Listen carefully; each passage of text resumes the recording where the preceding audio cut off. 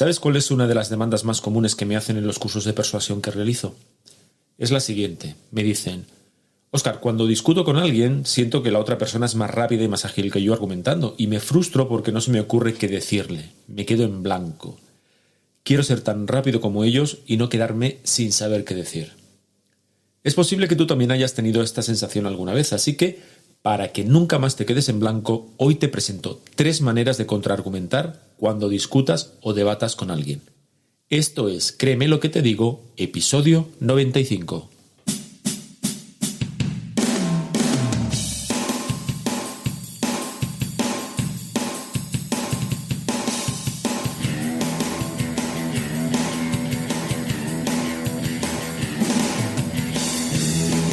Bienvenido a Créeme lo que te digo, el podcast dedicado al mundo de la persuasión en el que te explico todo lo que tienes que saber para influir, convencer e inclinar opiniones a tu favor.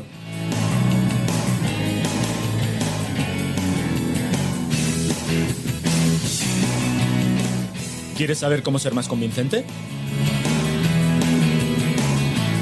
¿Quieres aprender a debatir y discutir sin conflictos? ¿Quieres saber cómo hablar en público como un auténtico profesional? Si es así, créeme lo que te digo, este es tu podcast. Soy Óscar Fernández Orellana y te voy a acompañar en esta aventura en la que descubrirás los misterios, técnicas y trucos para llegar a ser un auténtico maestro de la persuasión. ¿Estás listo? ¡Comenzamos! ¿Qué tal estás? Te doy la bienvenida al capítulo 95 de Créeme lo que te digo, el podcast en el que tratamos todas aquellas cuestiones relativas al mundo de la persuasión, el hablar en público y en general, ya lo sabes, las habilidades comunicativas necesarias para influir e impactar en los demás. Hace 15 días, en el episodio 94, te contaba que para un terapeuta o para un coach o incluso para un formador, tener habilidades para desafiar creencias y opiniones de sus clientes es absolutamente necesario, porque precisamente en eso se basa su trabajo. Por eso las técnicas de contraargumentación resultan fundamentales y tenemos que tener este tipo de herramientas bien engrasadas para poder hacer bien nuestro trabajo.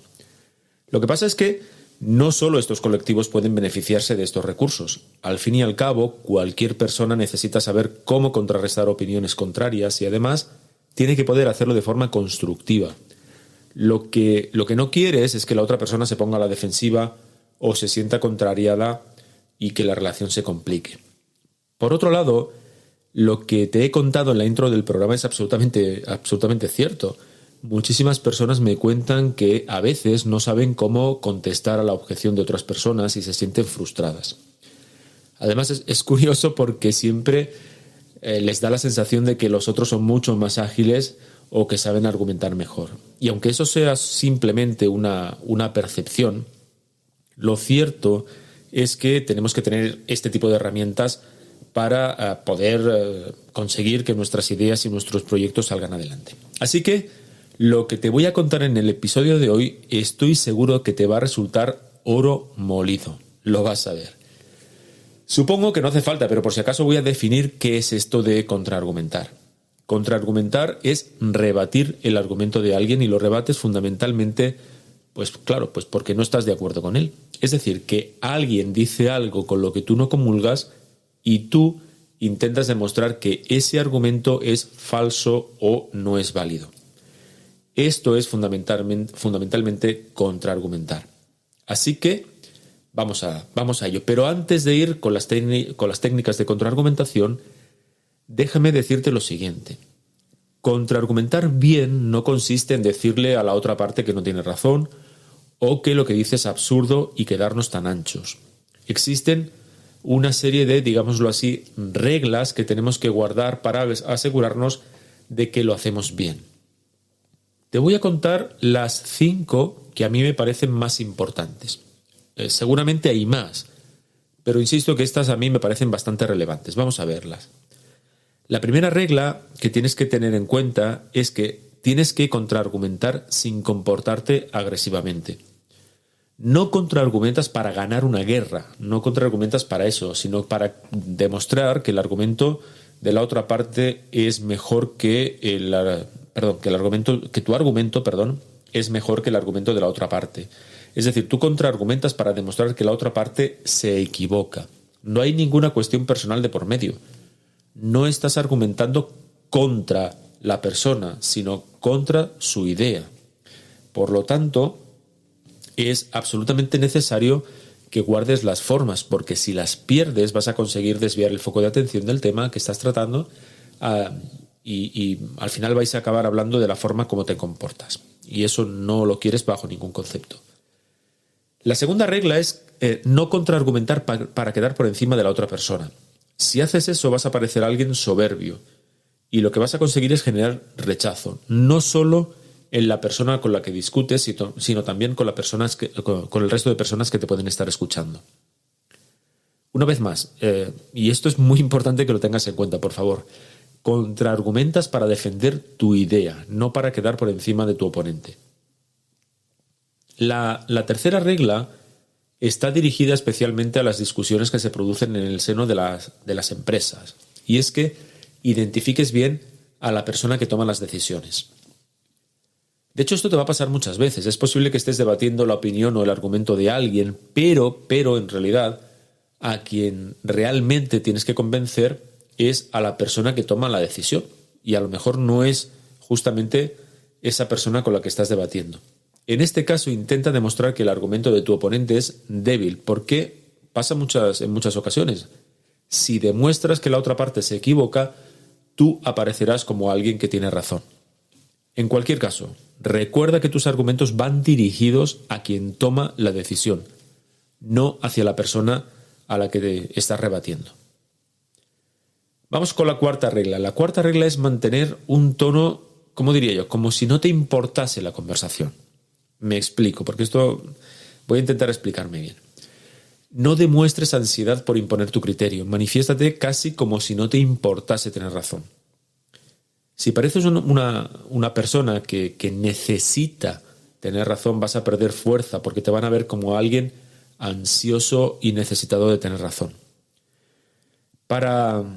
Se me ocurre que para explicar mejor esta idea, tal vez podríamos hacer una especie de analogía con uno de esos maestros de artes marciales que parecen mantener la calma mientras reparten hostias y reparten mandobles a diestro y siniestro como si no fuese con ellos, ¿no? Si tienes en mente cualquier película de artes marciales, vas a ver como, pues eso, ¿no? Cualquier película de Bruce Lee, por ejemplo, aparece Bruce Lee como, bueno, pues como alguien que todo le resulta absolutamente fluido, ¿no? No manifiesta ningún tipo de ansiedad más allá, pues, de repartir, pues eso, hostias como panes, ¿no? Así que nosotros igual, defendemos nuestra postura, pero, bueno, como si la cosa fuese lo más cotidiano del mundo. Regla quinta y última. No lo contraargumentes todo, que esto también es bastante común. Uno aprende reglas de contraargumentación y se dedica a contraargumentarlo todo a diestro y siniestro, y no es esa la idea. La idea es que escojas bien las objeciones o las ideas que vale la pena contraargumentar. En una discusión es muy probable que tu oponente diga muchas cosas que no te convence, pero eso no significa que tengas que rebatirlo todo. Escoge aquello que realmente sea relevante para desmontar el argumento de la otra parte. De lo contrario, lo que vas a conseguir es enmarañar la conversación y confundir a los posibles oyentes. Así que ten todas estas cuestiones presentes, porque muchas veces en lo que fallamos es en la forma como discutimos y no tanto en lo que decimos. Ahora sí, ahora vamos a ver cuáles son estas 3 técnicas de contraargumentación que quiero explicarte. Lo primero que hay que decir es que existen muchas formas de contraargumentar, muchísimas de hecho, y escogeremos una u otra en función, por ejemplo, del tipo de argumento que queramos rebatir. Habrá muchísimas ocasiones en las que podrás escoger varias formas, o incluso habrá ocasiones en las que se mezclen las formas. No solo utilices un tipo de contraargumentación, sino que vas a utilizar incluso 2 o 3 dentro del mismo discurso. Hay otras veces que utilizarás una u otra en función de tus gustos o de tu propia habilidad, pero lo que tienes que tener en cuenta, lo que tiene que primar por encima de todo es la efectividad de tu contraargumentación. Y a veces esta efectividad irá ligada a lo fácil que le resulte a la audiencia seguir tu razonamiento. ¿Por qué digo esto? Lo digo por lo siguiente. Piensa que, al fin y al cabo, un contraargumento no deja de ser otro argumento. Es un argumento que tú contrapones al argumento que presenta tu oponente para convencerte. Entonces, si ese contraargumento que tú expones es muy complicado de seguir, va a resultar mucho menos efectivo. Así que esto vaya por delante porque, insisto, muchas veces no fallamos en la técnica o no fallamos en el contraargumento, sino en la forma como presentamos este contraargumento. Te decía que en este episodio voy a explicar 3 formas de contraargumentar y seguro voy a retomar estas formas de contraargumentación en otros capítulos. Pero en este caso, para que las puedas manejar bien y para no aturdirte con demasiada información, voy a presentarte 3. Así que coaches, terapeutas, formadores o cualquier profesional que necesite argumentar en su trabajo, es decir, prácticamente todos, atentos porque voy a hablar del contraejemplo, de la reducción al absurdo y de la redefinición. ¿De acuerdo? Así que vamos allá. Vamos con el primero de todos, vamos con el contraejemplo. El contraejemplo es muy fácil de entender. Es muy fácil de entender que es un contraejemplo. De hecho, el propio nombre lo indica. Un contraejemplo es una excepción a una regla general propuesta en el argumento de tu interlocutor. Es decir, es un caso específico donde lo que dice la otra parte no se cumple. Por ejemplo, imagina que eres un coach y tu cliente te dice que tiene la sensación de que no es alguien muy persuasivo porque no se explica bien al hablar y la gente no lo entiende. Un contraejemplo sería decirle que tú sí que lo entiendes perfectamente, así que no debe explicarse tan mal. Como ves, lo que hago es buscar una excepción a la regla general que supone cualquier creencia. Recuerda que en el capítulo anterior dije, que una creencia no deja de ser una generalización. Por lo tanto, un contraejemplo es un caso en el cual esa regla no se cumple. Si tu oponente te dice que, por ejemplo, la inmigración genera problemas de convivencia, tú le hablarías de personas venidas de fuera que no han cometido ningún tipo de delito o que no han generado ningún tipo de problema, o incluso le podrías hablar de los beneficios que aporta la inmigración por su contribución a las arcas de la seguridad social o por su contribución al aumento de la natalidad, que en el caso español buena falta nos hace, por otra parte. Como ves, el contraejemplo es, pues yo creo que es relativamente sencillo de utilizar. Y lo único que debes tener en cuenta es escoger, eso sí, los contraejemplos que mejor contradigan la tesis de tu oponente. Eso sí que es importante. Vamos con la segunda manera de contraargumentar. Se trata de la reducción al absurdo. Y tengo que reconocer que a mí particularmente me gusta mucho utilizarla porque parte además de un supuesto acuerdo para llegar a la demostración de la inviabilidad del argumento de la otra parte. Vamos a ver cómo funciona. Mira, para demostrar la invalidez del argumento de la otra parte, se parte del supuesto de que ese argumento es cierto, para luego demostrar que si fuese cierto, las consecuencias de eso serían falsas o absurdas. Así que, por lo tanto, se concluye que no puede ser cierto, que es falso. Sé que puede parecer un poco lioso, pero ya verás cómo en realidad no lo es. Vamos a ver un ejemplo, porque los ejemplos facilitan mucho este tipo de entendimiento. Imagina que alguien te dijese que la democracia consiste en hacer lo que dice la mayoría, y tú quieres rebatir esa idea. Podrías decir lo siguiente. Podrías decir, imaginemos que tienes razón. Imaginemos que la democracia consiste en hacer lo que dice la mayoría. En ese caso, si la mayoría dijese que en este país solo pueden residir personas de raza blanca, se tendría que llevar a cabo porque, según tu regla, eso sería democrático. Y claro, esto sería absurdo porque precisamente la democracia, entre otras cosas, debe velar por la igualdad y el respeto de las minorías. Como ves, ¿qué he hecho? La cuestión consiste en aceptar la idea que propone la otra parte y llevarla a un ejemplo en el cual esa idea es falsa o es una idea carente de sentido o es directamente absurda. A veces, por otra parte, la reducción al absurdo se acompaña de otro tipo de contraargumentación, como es la paradoja. Y para entender esto que acabo de decir, te voy a poner un ejemplo además muy reciente, un ejemplo que tuve ayer mismo en un curso de comunicación persuasiva que estaba realizando para uno de mis clientes. En este curso, una de las asistentes, que además es directora de un departamento, es decir, dirige un equipo, me dijo que cuando hablaba con las personas de su equipo o con otras personas no pretendía convencer, porque eso de convencer lo veía como algo forzado, lo veía como algo incluso impositivo. Lógicamente me puso la respuesta en bandeja. Le dije lo siguiente, le dije que si cuando hablaba no quería convencer, suponía que no querría convencerme ahora cuando me estaba diciendo lo que me estaba diciendo. Y si eso es así, solo tiene sentido hablar con ella cuando a priori ya estamos de acuerdo. No sé si se percibe la paradoja. Es decir, no quiere convencer, pero me explica su opinión con la idea de tener razón. Además, siendo una persona que lleva equipos, supone o bien que las personas del equipo ya están de acuerdo con ella, o si no, ella no va a convencerles. Y si como jefa no convences, la única opción que te queda es obligar, que es justo lo que ella intentaba evitar.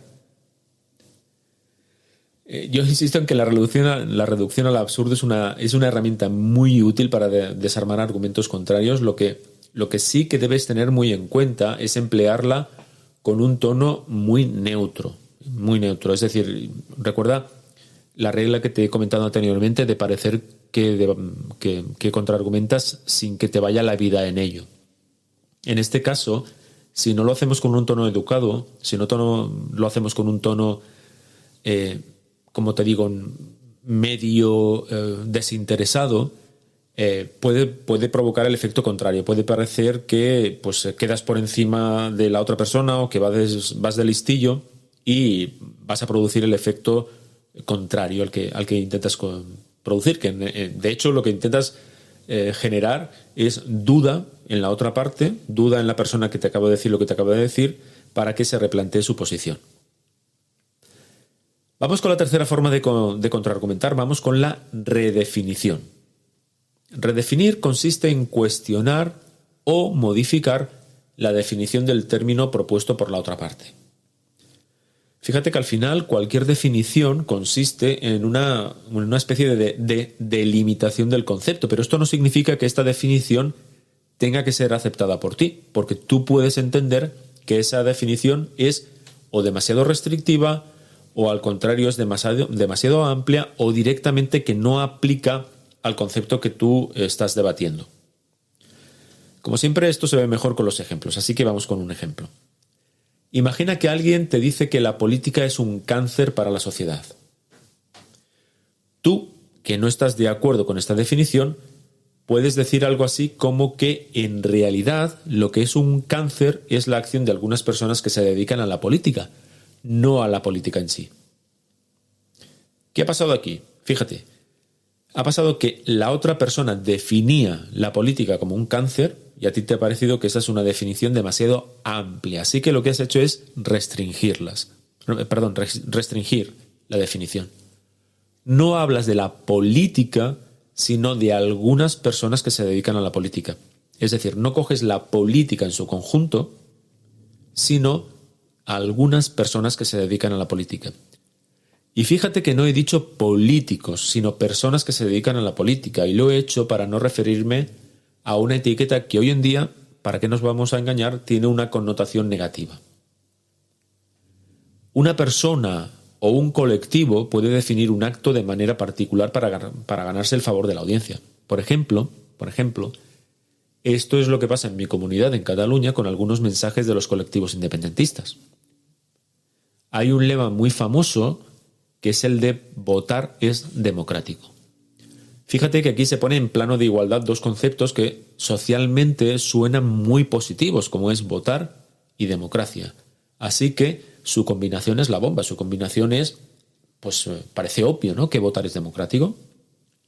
El problema es que es una definición de democracia demasiado estrecha, demasiado restrictiva, porque deja fuera del concepto algunas otras características de la democracia, como es el respeto a las leyes. Así que alguien que quiera rebatir esta idea diría que la democracia es algo más que votar, y que votar es un requisito indispensable, pero no es el único requisito. Un ejemplo contrario puede ser precisamente el utilizar una definición de forma muy amplia. Sigo con las huestes independentistas de mi comunidad, a los que agradezco, de verdad, les agradezco muchísimo el ser una fuente de recursos ilimitada para mí, para poner este tipo de ejemplos. Cuando dicen que es una falta de respeto para Cataluña el que el gobierno central no obligue a las plataformas como Netflix o HBO a programar el 6% de contenidos en lenguas cooficiales de España, alguien podría decir que el concepto respeto se utiliza de una forma muy amplia, ya que el hecho de que estas plataformas no programen en lenguas cooficiales como el catalán, el gallego o el vasco, no significa que se dé una falta de consideración o de referencia hacia estas lenguas, sino que simplemente no se puede imponer estas cuotas a empresas que tienen su sede fuera de la Unión Europea. Es decir, lo que hago aquí es restringir, hacer más estrecha la definición de respeto que propondría, en este caso, mi supuesto interlocutor. Aquí lo que suele hacer es lo que puede valerte es aplicar la definición que propone el diccionario, porque se entiende que es la definición, diríamos, normalizada. Es decir, que te basas en una norma aceptada para demostrar que la otra parte se ha excedido en el campo semántico del concepto. Así que, como ves, aquí ya tienes 3 formas de contraargumentar. Hemos hablado de la redefinición en este último caso, hemos hablado de otra forma como es la reducción al absurdo y hemos hablado del contraejemplo. Son 3 maneras de contraargumentar que solo requiere de tu parte el que comiences a practicarla. Y ya verás cómo te va a dar un resultado absolutamente maravilloso. Eso sí, vuelvo a insistir en el hecho de que tengas muy presente las reglas para contraargumentar que te he contado al inicio del podcast. Así que, si eres coach, si eres terapeuta y quieres mejorar tu capacidad de argumentación y de contraargumentación, tengo que decirte lo siguiente. Tengo que decirte que estoy preparando un curso en el que voy a explicarte con mucho más detalle todas estas cuestiones. Voy a darte muchas más herramientas de las que por espacio y por tiempo puedo ofrecer en el podcast para que tengas a tu alcance todas estas series de recursos contraargumentativos y argumentativos para que puedas trabajar con tus clientes. El curso verá la luz en los primeros meses de 2022 y habrá una promoción especial para las primeras personas que se apunten. Estate atenta al podcast porque iré informando de las fechas, iré informando de los contenidos e iré informando de los precios. Pero si quieres que te reserve una plaza, envíame un correo a oscarfernandez@interaccionhumana.es y escribe en el asunto curso de argumentación para coaches y terapeutas. Igualmente, si quieres darme algún tipo de sugerencia acerca de lo que quieres que incluya en el curso, también puedes hacerlo al mismo email, oscarfernandez@interaccionhumana.es. Por lo demás, además de al margen de estar interesado en este curso, no olvides suscribirte a la newsletter, no olvides suscribirte a los correos que envío bastante a menudo, porque podrás estar al día de las novedades y además para tener más información de los recursos que explico y que no puedo explicar otra vez por una cuestión de espacio y de tiempo en este podcast. Así que, ahora sí, hasta aquí llegó el capítulo 95 de Créeme lo que te digo, un episodio que hemos dedicado a explicar 3 maneras de rebatir opiniones. Y espero que el capítulo realmente te haya gustado. Muchísimas gracias por estar ahí, por tus valoraciones de 5 estrellas en Apple Podcast y tus me gustas en la plataforma desde donde me escuchas. En 15 días más, en 15 días nos volvemos a encontrar. Será el capítulo 96 de Créeme lo que te digo. Hasta entonces, hazme un favor, sé convincentemente feliz. Hasta luego, persuasores.